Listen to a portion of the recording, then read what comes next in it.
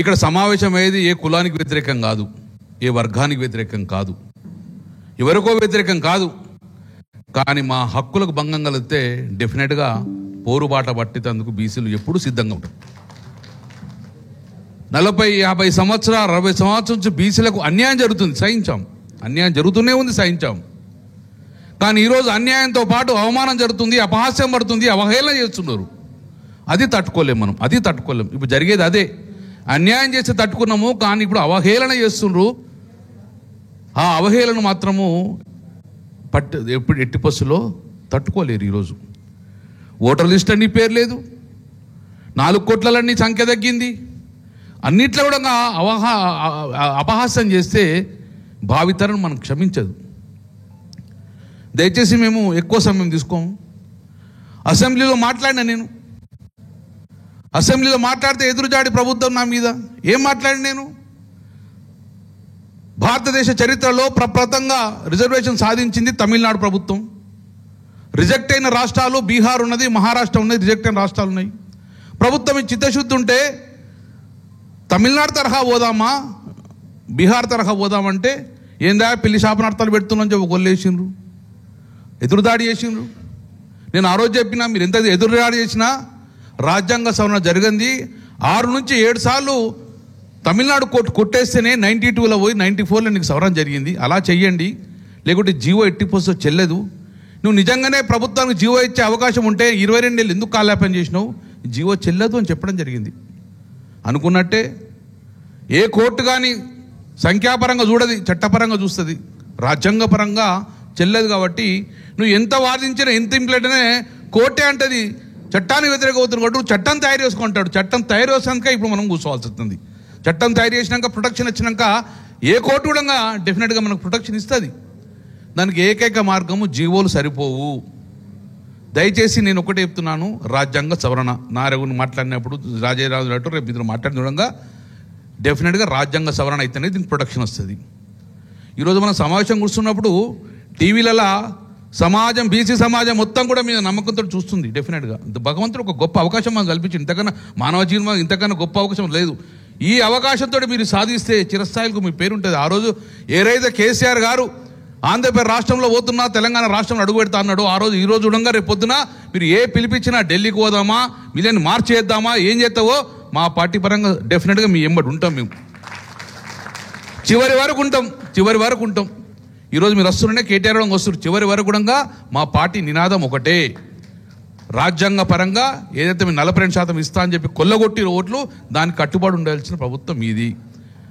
ఇది మళ్ళొక్క ప్రమాదం. రేపు పొద్దున నేను చేసిన ప్రభుత్వం లేదనే కానీ అక్కడ నేను చేసిన కోట్లు కొట్టేసింది, నేనేం చేయాలి, మళ్ళీ 23% ఇస్తా అంటే దయచేసి తెలంగాణ సమాజాన్ని లేపే బాధ్యత మీదే, ఆరని మంటలు చేసే బాధ్యత మీదే.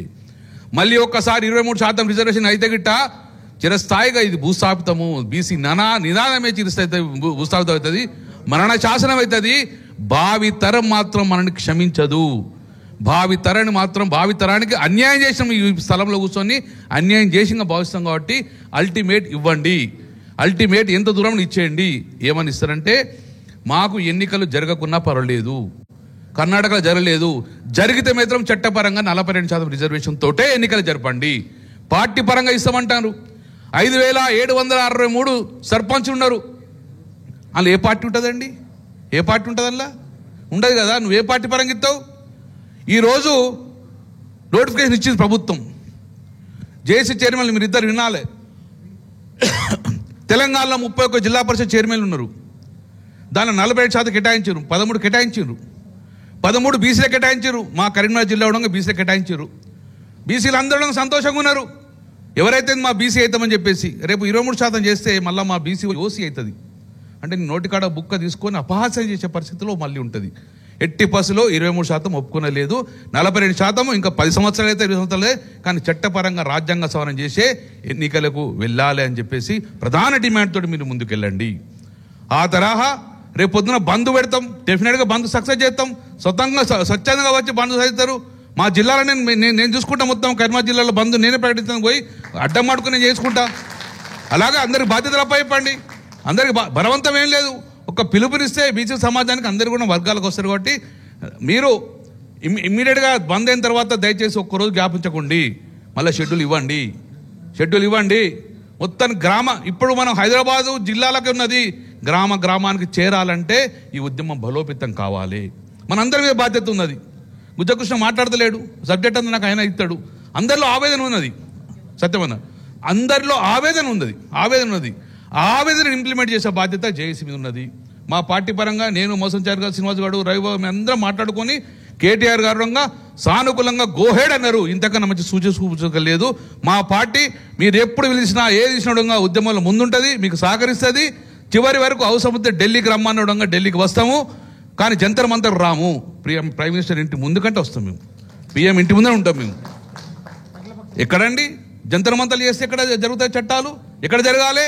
పివి నరసింహరావు అప్పుడు ఎక్కడ ఎవరు కలిసిరు? జయలలిత పోయి పివి నరసింహరావు కూర్చున్నది. నువ్వు ఇస్తావా చేస్తావా, లేకపోతే నేను ఢిల్లీ వదలా అన్నది. అదే నినాదంతో పోదాం. ప్రైమ్ మినిస్టర్ ఇంటి మీద కూర్చుందాం. ప్రైమ్ మినిస్టర్ కూడా తెలవాలి కదా ఈ నినాదం ఇట్లున్నదని. ఆ ప్రైమ్ మినిస్టర్ కూడా నినాదం ఉన్న తెలవాలంటే తెలియజేయాల్సిన బాధ్యతగా జేఏసీ చైర్మన్ ఉందని చెప్పుకుంటూ, మా రాష్ట్ర వర్కింగ్ ప్రెసిడెంట్ గారు వారి అనుమతులు ఉండగా వారికి కూడా స్వాగతం సుస్వాగతం చెప్పుకుంటూ,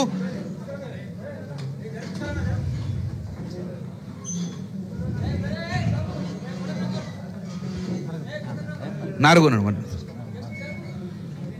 శ్రీనివాసన్న గారు. సో ఆ దిశగా